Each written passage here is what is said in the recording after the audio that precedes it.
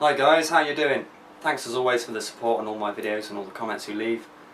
Again, I'm going to have a couple of questions for you, so if you want to give me your answers in the comments section again, I'll have the questions at the end, so hang around for those.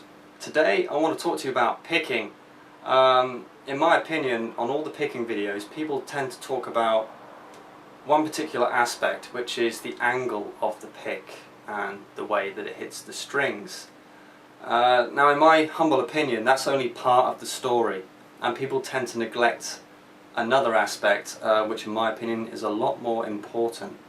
I've been playing guitar for 18 years now, and in my personal experience, the thing which affects the efficiency of your picking more than anything else is the angle at which your hand approaches the guitar. The way you hold your hand down here by the strings can seriously affect the type of muscles that you're using, or the type of force that you're generating on the pick to make it move, and how much, effort you're putting into it, basically. Everyone talks about, the 45-degree angle on the pick, but what they're kind of forgetting to talk about is if your hand isn't really in a position which is efficient for you as a player, then that kind of 45-degree angle with the pick isn't going to make any difference. It's just not enough. If you look at all the great pickers, they all seem to have more differences than they have similarities in the way that they hold their pick. I can't tell you what is going to be right for you. All I can tell you is what worked for me and why, and hopefully that will help you diagnose your own picking problems if you have any. Everybody of course talks about being relaxed, having a relaxed picking hand and stuff like that. Let's talk about that actually. If you hold your hand out and you move it left and right as if you're waving at the floor as fast as you can, there's a limit to what you can do there, and you can see your whole kind of like forearm rotating and moving at the same time. If you just let it hang and shake, that feels a lot more natural, and that hand hanging down away from the wrist like that is a much more natural feeling kind of position, rather than having your hand either parallel or having the hand up like that.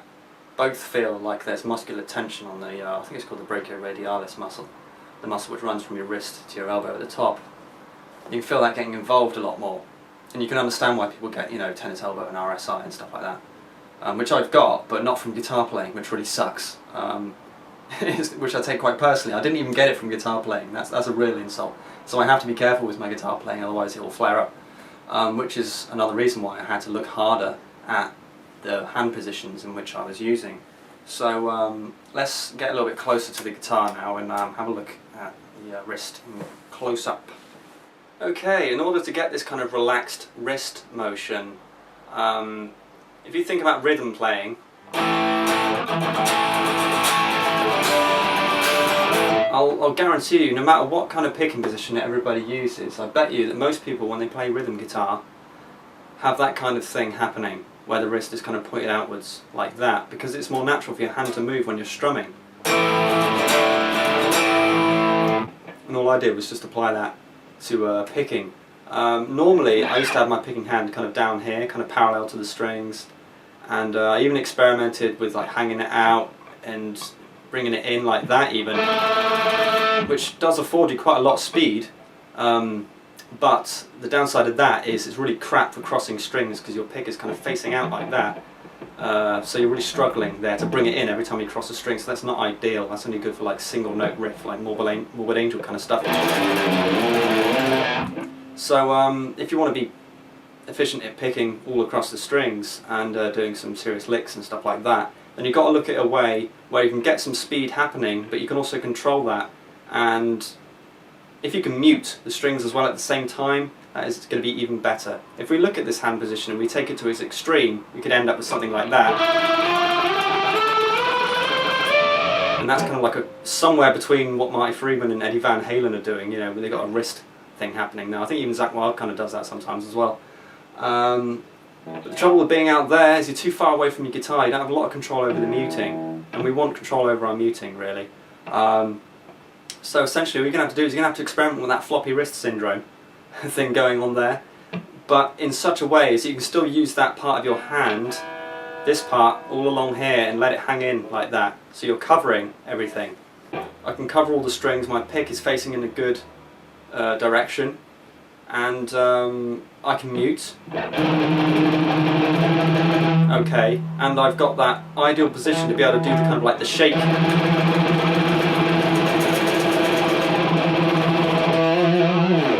At first, when you start doing it, you might feel like you've got no control. You know, and your pick is jumping around over the place. But that's like anything, you're going to feel out of control until you sort of start taming the beast. But if you can experiment with that and at least get that thing happening and feel what and experience what it feels like to have the hand moving at a fast speed in that position, then you're kind of like, you're on the right track. All you need to do is kind of like start marrying that up now with your left hand.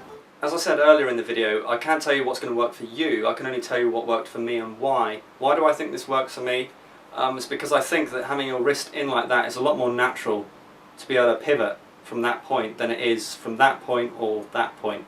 And there's too much kind of added tension, and there's not a lot of potential for your wrist to actually move fast when you're going in a parallel position. At least I don't think there is, not for me anyway. There's not much potential there to gain speed unless I start using extra movements with my forearm, which I don't want to do. Hence, which I like this, because it feels very natural for the wrist to move at a rapid pace.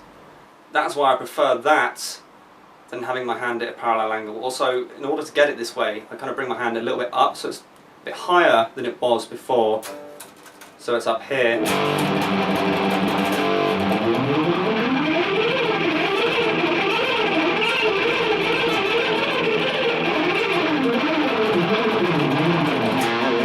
Rather than being kind of down there. And the last thing I will say about picking is, rather than trying to think about moving your hand left and right or up and down as fast as you can, think about the tip of the pick, where it is on the string, okay, and just imagine that what you're actually trying to do, in order to speed the pick up, you actually have to move it back the opposite direction as quick as you can. It's actually about reducing the amount that the pick travels in one direction. So you pick down, and you reduce the amount that the pick travels and bring it back up again. So it's actually about keeping the pick as close to the string as possible and bringing it back in the opposite direction as fast as you can. That by itself will automatically make you speed up. So if you think of it in that way, instead of having to think, oh, I need to move my hand faster, actually think about the pick, where it is, where it touches the string. Keep it as close to the string as you can and move it backwards in the other direction.